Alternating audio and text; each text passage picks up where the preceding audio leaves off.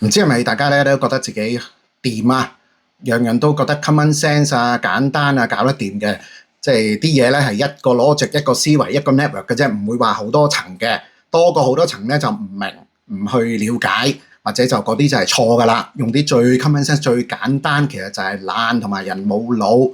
你教個人都知道噶啦，你講得好清楚，夠晒 detail 啦，哇啱晒嗰啲所謂 self-explanatory 嗰啲條件咧。啲人就話聽唔明啊，聽唔清楚啊，但係佢哋又唔係好謙卑咁問啊，點解咁咧嚇？